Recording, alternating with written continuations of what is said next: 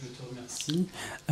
Donc nous allons poursuivre avec ce parcours totalement atypique. Là, on s'est rencontrés c'est il y a une semaine, et donc tu es venu comme ça parce qu'il est impressionnant. Hein. On voit pas donc bien évidemment. On est à la radio, mais c'est quelqu'un d'assez imposant avec les cheveux très longs, avec une longue barbe et tout. Et donc il est venu me narrer comme ça son parcours jusqu'au sud du Portugal. Mais donc on va y venir. Peux-tu nous dire depuis 2000 quel parcours tu as acheminé? Donc par rapport à mes poils, je laisse tout simplement la nature m'habiller. Parce que c'est même une philosophie je me dis chez lui. Je me dis que si j'ai tous ces poils qui poussent sur mon corps, il y a sûrement une raison. Donc plutôt que de les couper sans comprendre, je préfère les laisser pousser et faire confiance en la nature, quoi. D'accord. Tu avais une question, Christian? Non, une observation. Pour les gamins auxquels on pose la question en classe, qu'est-ce que c'est qu'un poète? Alors, c'est quelqu'un qui porte la barbe. Donc, voilà au moins un critère qui est rempli par notre ami Yannick. Ah, c'est cool. Alors, le Père Noël est un poète. Oui. Je te laisse poursuivre. Donc voilà, donc septembre 2000, après avoir vécu ce moment de rupture et d'exclusion de la part de mes proches et de mon milieu professionnel, je décide de continuer d'aller plus loin dans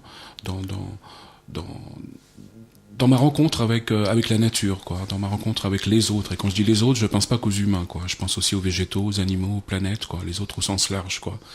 Et à un moment donné, je prends conscience que je revenais du bord de la mer, justement, hein, après la danse avec cette jeune femme là, à Piriac, et j'étais sur la route et je regardais tous les insectes. Il faisait chaud, c'était l'été, c'était le soir, il y avait les phares allumés. Je voyais tous ces insectes qui venaient s'écraser sur le pare-brise, sur les phares. Et à un moment donné, ça m'est devenu insupportable, quoi. J'ai arrêté ma voiture et je suis descendu, mais j'ai dit, mais comment je peux faire ça, quoi? Au nom de quoi? En me déplaçant, je massacre tous ces animaux, quoi. Tout ça pour aller plus vite, quoi. En plus, je roulais vite alors que j'avais le temps. J'étais pas du tout pressé de rentrer, quoi. Et en arrivant à Angers, j'ai posé ma voiture devant la maison où j'habitais à ce moment-là. J'ai posé mes clés sur le dessus de la cheminée, puis j'ai dit stop, quoi. Et voilà, depuis, je marche. Incroyable. Et tu ne t'autorises même pas, voilà, ce ne sont pas pour des questions de moteur, parce que même le vélo ou les patins à roulettes, comme tu dis en ironisant, tout cela, tu ne te le permets pas. C'est uniquement la marche. J'allais y venir. Hein. Donc, dans un premier temps, la décision, c'est par rapport au monde animal, quoi. D'abord, après, avec l'expérience, en marchant au bord des routes, c'est terrifiant, le bord des routes est jonché de cadavres d'animaux de toutes sortes, quoi. C'est un spectacle vraiment terrible, quoi, qu'on voit pas quand on roule, mais qu'on voit quand on marche, quoi, au bord des routes. Et ça, je me dis, mais non, j'ai pas le droit de faire ça, quoi. J'aime bien cette petite phrase qui dit c'est pas parce qu'ils sont nombreux à avoir tort qu'ils ont raison, quoi. Christian? Est-ce que la marche joue un rôle dans ton inspiration? Est-ce que c'est une façon d'avoir un rythme, de provoquer des associations d'images Donc j'allais y venir aussi, c'est un peu, les deux questions se recoupent là. Oui. Donc après le choix de marcher par respect pour le monde animal, j'ai découvert en marchant un autre rapport au monde en général, quoi.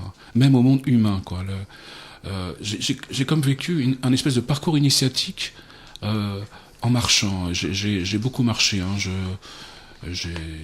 Pendant 6 ans, j'ai été dans le sud de la France, en Espagne, voilà. Au Portugal. J'ai fait de nombreux kilomètres, je faisais en moyenne 25-30 kilomètres par jour, quoi. Et de préférence dans la nature, sur des petits sentiers, des GR en France et des petits sentiers. Et donc, j'ai eu l'impression de recevoir tout un tas d'informations en marchant, quoi. C'est comme si sans prétention, hein, mais cette sensation de me remettre à penser juste, quoi. Parce que je suis parti à un moment donné, je me suis dit, mais c'est pas possible, je suis pas aussi con, quoi. Et donc je me suis mis à fonctionner autrement, et ça m'a amené à penser autrement, à vivre autrement mon rapport aux autres, aux autres planètes que la Terre, mon rapport aux autres végétaux, aux autres animaux, et surtout mon rapport aux autres humains aussi, quoi. Puisque j'avais juste un sac à dos, quelques affaires, et j'ai reçu beaucoup d'accueil de plein de gens sur mon chemin, des gens qui me proposaient de venir dormir chez eux quand il faisait pas beau, qui me proposaient un repas, un moment de convivialité partagé, qui étaient curieux de ma démarche, donc qui voulaient m'interroger. Donc moi j'avais le temps, quand on se déplace en marchant comme ça, qu'on est nomade, on a une disponibilité à l'autre permanente, quoi, dans ce qui amène des rapports complètement différents, quoi. Et j'ai retrouvé progressivement, après justement une phase de rupture, j'ai retrouvé progressivement confiance dans l'autre, quoi, dans la personne humaine, quoi. Et donc ça a été vraiment un parcours initiatique, c'est encore d'ailleurs, et je pense que ce le sera toujours, un parcours initiatique absolument extraordinaire et merveilleux qui m'a complètement qui a complètement transformé mon regard sur le monde par rapport à ce que je pouvais avoir avant, quoi. Je suis plus du tout dans la révolte maintenant, quoi. J'ai vraiment conscience que le monde est beau, quoi, et que chacun en est acteur et responsable, et que ça ne peut aller que de mieux en mieux puisqu'on est de plus en plus nombreux, donc tant mieux, quoi. D'accord. Donc, y a-t-il eu des zones géographiques qui ont été plus pénibles, ou alors des zones géographiques où on va dire que les gens t'ont accueilli vraiment les bras ouverts sans aucune arrière-pensée ou quoi que ce soit? Partout, j'ai vécu, Partout où je suis passé, il y a des moments, des endroits avec certaines personnes où j'ai vécu des rencontres et des accueils fabuleux. D'ailleurs, voilà, je vais maintenant proposer un texte qui s'appelle Voyageur, un texte que j'ai écrit pour rendre hommage à tous ces gens qui m'ont accueilli sur mon chemin. Avec grand plaisir. Je marche sur des pistes vagabondes, quelques affaires dans mon sac à dos, de merveilleux échanges abondent, ma vie n'est qu'une suite de cadeaux. Balade dans la nature, mes sens sont exaltés, d'incroyables aventures, tellement de complicité.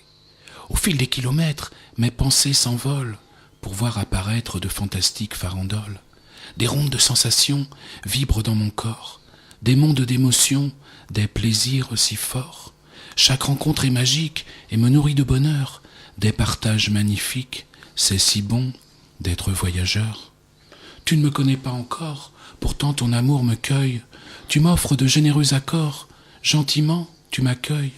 Tu m'invites dans ta maison, partager un délicieux repas, un moment de joie fécond avec ceux qui vivent sous ton toit.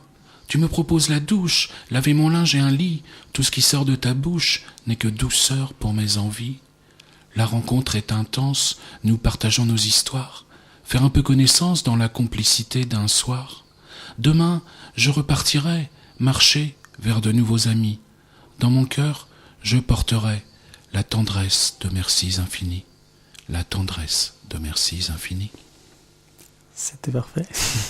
C'était excellent. Donc, je souhaitais également, parce que tu m'avais parlé d'un récit, oui, ça fait beaucoup de souhaits, en effet. Il boit sans cesse. Je souhaitais parler de cet épisode, tu sais, que tu as vécu au Portugal. Tu t'étais construit toi-même ta petite maison. C'est pour qu'on comprenne un peu ce petit rapport into the wild, voilà, que tu as vécu pendant quelques années. Ouais, j'ai beaucoup aimé ce pays. Hein. Le Portugal est un pays que j'ai vraiment beaucoup apprécié. En tant que nomade marcheur comme ça, c'était un grand bonheur. Et puis, une petite anecdote. Bon, voilà, un jour, je sortais d'une petite ville, et puis, à l'époque, j'avais pas tout le temps, je dormais comme ça dehors dans un duvet. Quand il faisait pas beau, je mettais un sac en plastique où j'essayais de trouver des abris, et je m'étais installé au bord d'un chemin comme ça. Et dans la nuit, il y a des jeunes qui sont arrivés, et on a conversé ensemble. Et ils m'ont demandé si j'allais à un village un peu plus haut dans la montagne. Alors je leur ai dit mais pourquoi? Mais ils m'ont dit parce que là-bas il y a plein de barbus et de chevelus. Alors forcément quoi, le lendemain matin j'ai pas pu faire autre chose que par curiosité que d'aller dans ce village. Et je suis arrivé devant, donc c'était un petit village en pierre en pleine montagne. On pouvait pas y accéder en voiture jusqu'au village, il fallait finir en marchant sur un petit sentier. Et la première porte à laquelle j'ai frappé, c'est un jeune homme, barbu chevelu, et il a ouvert la porte, il m'a pris dans ses bras et il m'a fait une accolade, quoi, pour me saluer, quoi. Et j'ai trouvé ça très beau, quoi. Et je suis resté, en fait, plus d'1 an dans ce village. Enfin, un petit peu à part du village, mais bon, il y avait dans cet endroit, donc je vais le nommer, ça s'appelle, ces 2 petits villages qui s'appellent Catardor et Vaquerino. Donc c'est dans la Serra de Lusa, c'est aux 2 tiers en descendant dans le Portugal, au niveau de Coimbra, à l'intérieur des terres. Et donc voilà, il y a dans cet endroit des gens qui viennent d'Allemagne, de Belgique, de France, des Portugais évidemment, et puis bon, différentes ethnies qui se croisent là-bas, et il fait bon, vraiment il fait bon vivre dans cet endroit.